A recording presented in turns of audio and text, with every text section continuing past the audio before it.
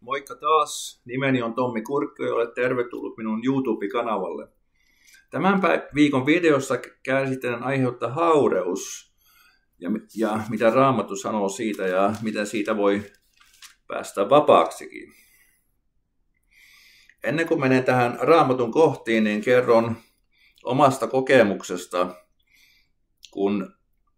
silloin kun olin 16 vuotta Luopion teillä, niin minä harrastin niin kuin muutkin, joka on Luopion tiellä, niin harrastivat haureutta. Ja kun olin ulkomailla, niin joskus kävin semmoisissa klubeissa, missä ostettiin ja myytiin seksiä. Ja se antoi hetkellisen tyydytyksen, mutta sitten tuli pelkoa ja ahdistusta.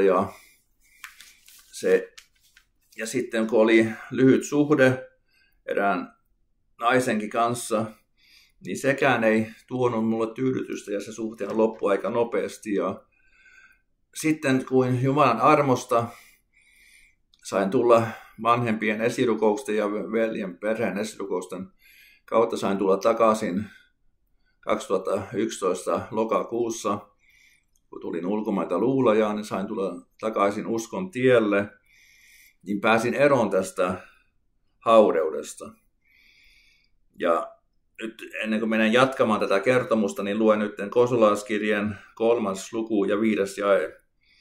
Kuolettakaa siis maalliset jäsenen haureus, saastaisuus, kiihko, pahahimo, ahneus, joka on epäjumalan palvelusta.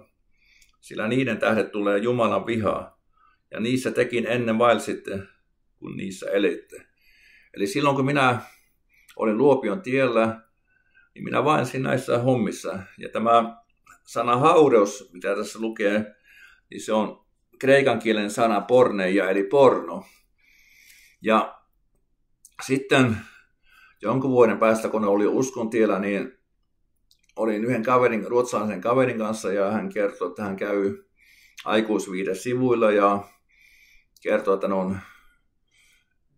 se on mukavaa hänestä ja hän katsoi illalla ja joskus ennen kuin menee nukkumaan. Ja sitten 2015 alkuvuodesta minä uteliaisuutta, että jos minäkin menen tuohon sivulle, niin ei se mitään pahaa ole, että senhän voi lopettaa sen katsomisen, koska haluaa vaan ottaa sen ohjelman pois ja sitten siinä se on siinä ja sitten jatkaa elämää, kun ei olisi mitään tapahtunut. Mutta siitä tuli niin kuin huumausaihe minusta, että minä jäin siihen koukkuun ja enemmän katselin ja saatoin katsella tunti toisensa perään ja jonkun kuukauden päästä niin kun se virusohjelma, mikä koneessa oli, niin siinä pöytäkoneessa niin se meni umpeen, niin tuli kaikkia roskaa koneeseen ja mulla tuli ahdistusta ja pelkoa ja ei ollut enää mukava olla edes kotonakaan, semmoinen kauhea ilmapiiri oli omassa kodissaan ja sitten kun oli mennyt joku kuukausi, niin ennen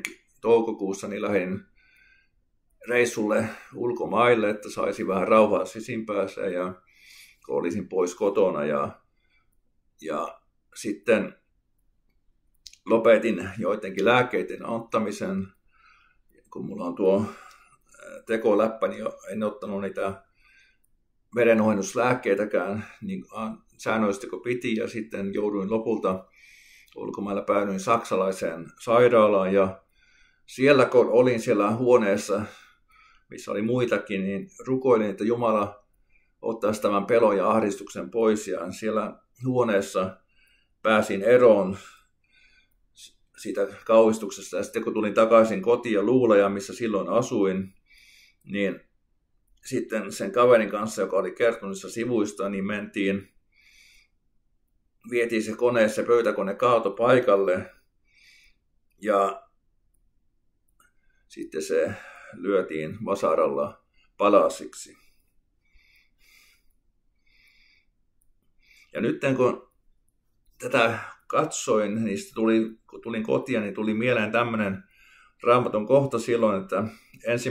Korintolaiskirje 6. luku ja jakeet 15 ja eteenpäin. Ettäkö tiedä, että teidän ruumiinne on Kristuksen jäseniä?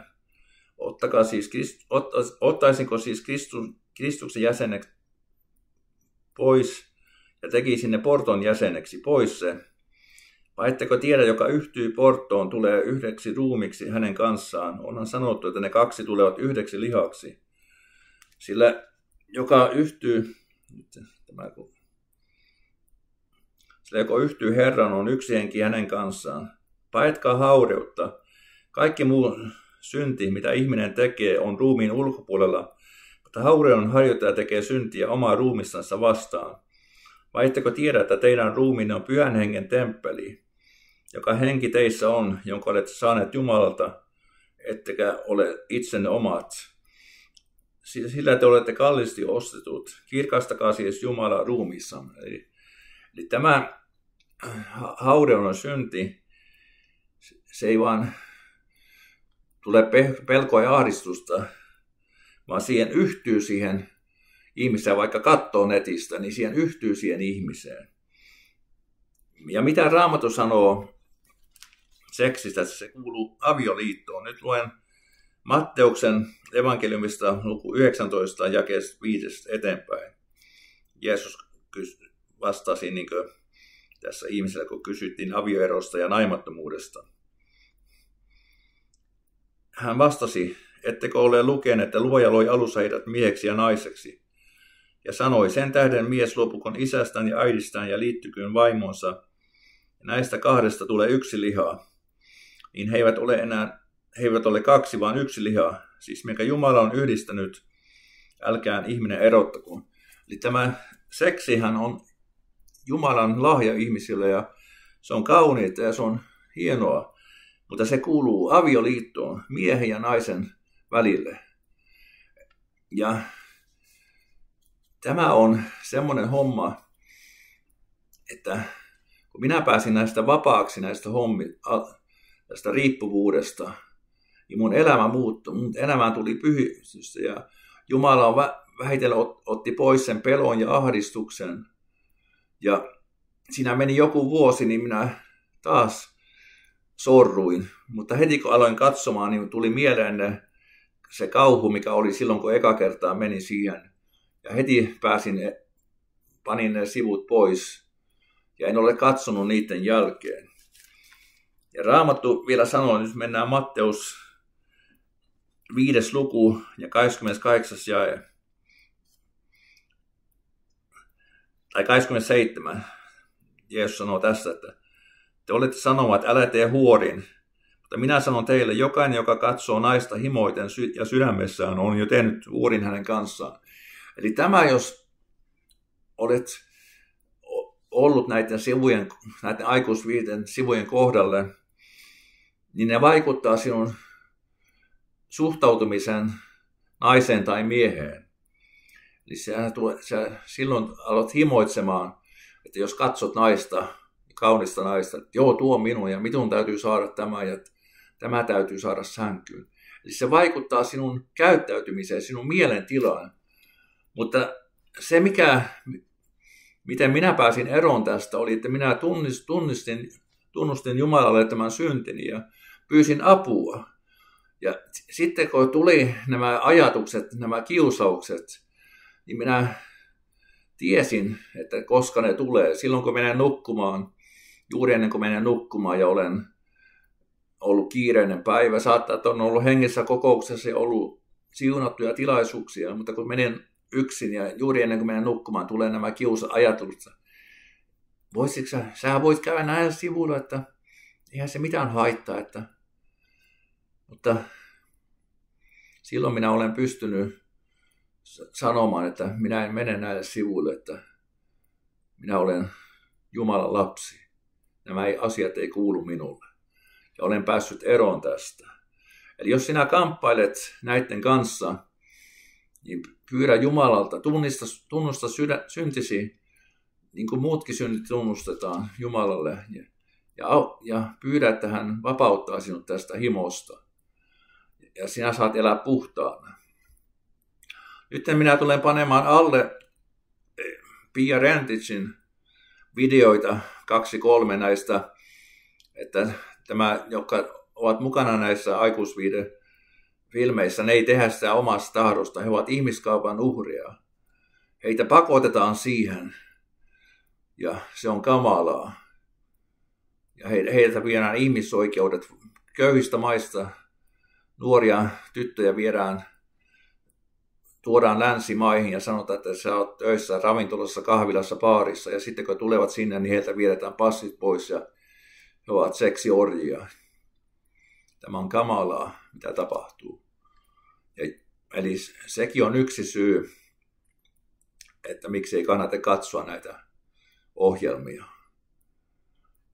Mutta minä haluan sanoa, että Jumala vapautti minusta tästä aikuisviihdekatselusta ja olen todella iloinen ja nyt elämäni on täytä pyhyyttä ja haluan joka päivä oppia tuntemaan lisää Jumalaa ja Jeesusta ja elää hänen armossaan ja olla hän saa käyttää minua.